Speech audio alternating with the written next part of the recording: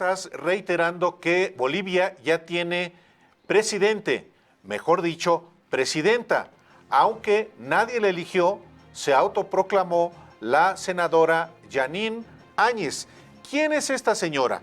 Bueno, es senadora, senadora Áñez es integrante de la alianza opositora Unidad Democrática, es una abogada que desde el 2010 desempeña el cargo de vicepresidenta y senadora en la Asamblea Legislativa Plurinacional de Bolivia, en representación del departamento del Beni. Obtuvo el escaño como candidata del Plan Progreso para Bolivia, Convergencia Nacional, integrante de la mencionada Alianza Unidad Demócrata. Ha sido una dura crítica de Morales, acusándolo de querer perpetuarse en el poder y de tener al país en esta situación por querer sumar el cuarto mandato. Textualmente, el domingo declaró: no podemos decir que estábamos en democracia.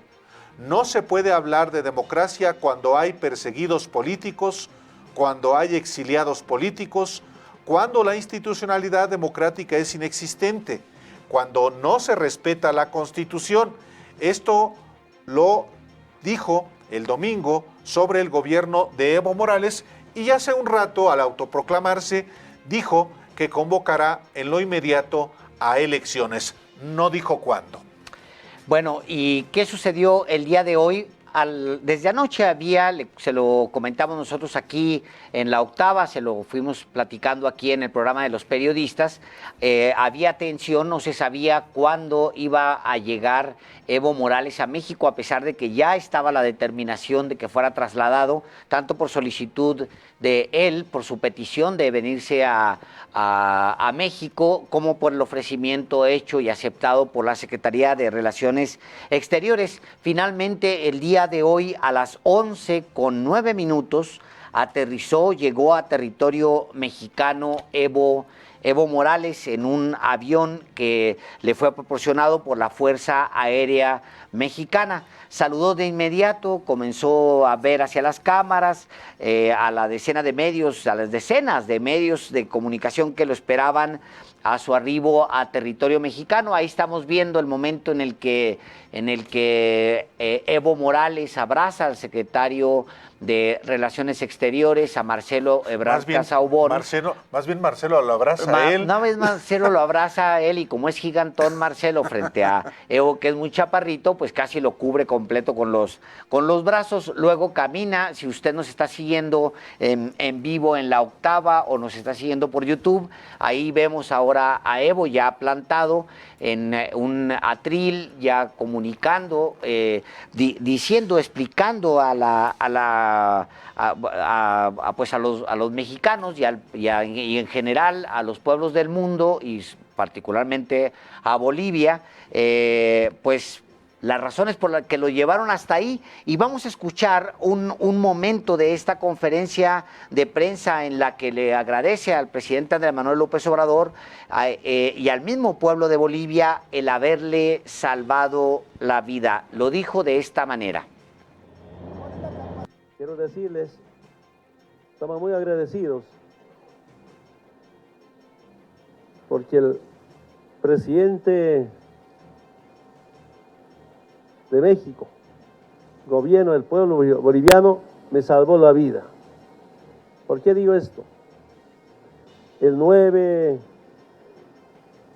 de noviembre, sábado, cuando llegaba a la zona del trópico de Cochabamba, un miembro del equipo de seguridad del ejército me informó y me hizo leer mensajes, me comentó llamadas que pidió que le entregara a cambio de $50,000,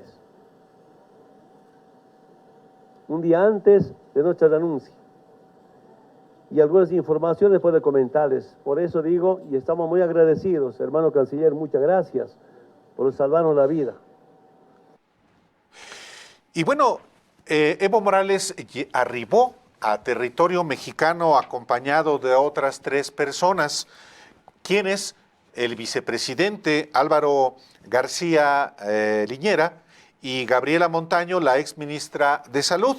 Y ya en su mensaje, ahí en lo que fue el hangar presidencial del aeropuerto de la capital mexicana, Evo Morales también acusó a sus opositores de haber quemado actas electorales y sedes sindicales durante las elecciones del 20 de octubre, así como haber asaltado su casa en Cochabamba, como efectivamente aquí también le informamos, y la de su hermana, así como la de diferentes autoridades de su gobierno. Y el ahora expresidente de Bolivia dice ahí a los periodistas, dice que el golpe de Estado evidentemente no lo hará de cambiar de ideología, destaca que el gobierno, su gobierno trabajó para los sectores más humildes y bajó los niveles de pobreza en su país. También Evo Morales dice, reitera que México, en México, que su país vivió pues un golpe de Estado encabezado por los militares desde su triunfo, dijo, en las elecciones, las polémicas elecciones presidenciales del 20 de noviembre pasado. Y ya al final de su breve discurso, Evo Morales, visiblemente cansado, ahí lo estamos viendo para quien nos sigue en YouTube y en televisión abierta, lo vemos ahí, está cansado, se le ve muy, muy agotado, pues no es por Fueron demás. 13 horas. Se aventó 13 horas. Solamente Álvaro Delgado, cuando hace ese tipo de viajes largos, pues no se ve cansado porque viaja en primera clase. Yo viajo en primera clase. Así es, pero pues ya Evo se veía muy cansado. Le dice el canciller mexicano, Marcelo Ebrard, destaca, pues se le veía contento para empezar y destaca, dice, es un día de alegría, dice el canciller. Es para nosotros el día de hoy un día de alegría porque el asilo que se ha ofrecido a Evo Morales ha sido efectivo y bueno, ya está aquí en tierras mexicanas en donde gozará de libertad, seguridad, integridad, protección a su vida. Y precisamente el canciller Marcelo Ebrard detalló la mañana de este martes, pues el periplo que tuvo que recorrer el avión que recogió en Bolivia a Evo Morales y que lo trajo de ese país a México. Y Ebrard calificó el viaje como un periplo por diferentes espacios y decisiones políticas. Ahí estamos viendo el mapa. Podemos observar el trayecto de Evo Morales, pues recorrió básicamente pues todo el cono sur, se aventó, bajó, y luego tuvo que volver a subir, cruzó por territorio brasileño incluso. A ver, usted para usted que nos escucha en radio, que no ve las imágenes, el primer punto a donde llegó la aeronave mexicana fue a Lima, Perú. Así es. Ayer, precisamente, aquí se lo informamos. Y allí en Lima, en Perú, donde el gobierno de ese país dio su autorización para el aterrizaje. Allí tuvieron que esperar la autorización para entrar a Bolivia. Ebrard explicó que el tiempo de espera se prolongó debido a que en Bolivia pues no estaba claro quién debía dar la autorización. Carajo. Cuando finalmente se entregó la autorización, fíjese usted, el avión de la Fuerza Aérea Mexicana despegó de Lima rumbo a Bolivia, pero al entrar al espacio aéreo de ese país se les informó que el permiso que llevaban, pues que no era válido y tuvieron que regresar a Lima.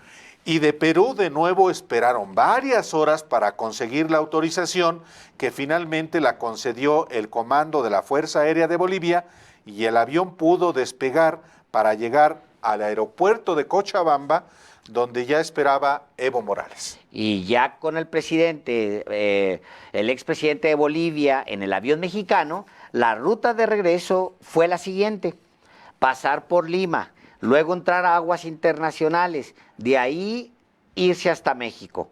Sin embargo, el gobierno de Perú, a través de su canciller, informó que se suspendía el permiso, fíjese usted, para entrar en su espacio aéreo y bajar a recargar combustible debido a, y pongo comillas, nuevas valoraciones políticas. Por eso Marcelo Ebrard calificó ese momento de la noche como muy difícil, como muy tenso, debido a que el aeropuerto donde habían recogido a Evo Morales estaba rodeado por seguidores de él, pero dentro había elementos de las Fuerzas Armadas de Bolivia. Claro, el plan B del gobierno mexicano fue comunicarse con el canciller de Paraguay. Imagínense nada más el periplo, ¿eh?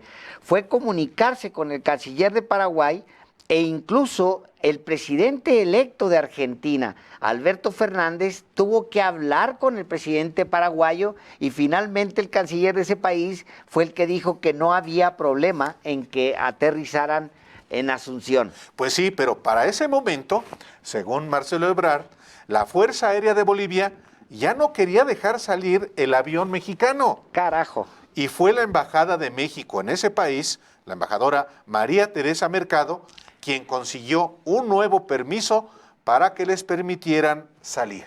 Y entonces, una novela en pedacitos, Álvaro. Sí, sí, sí.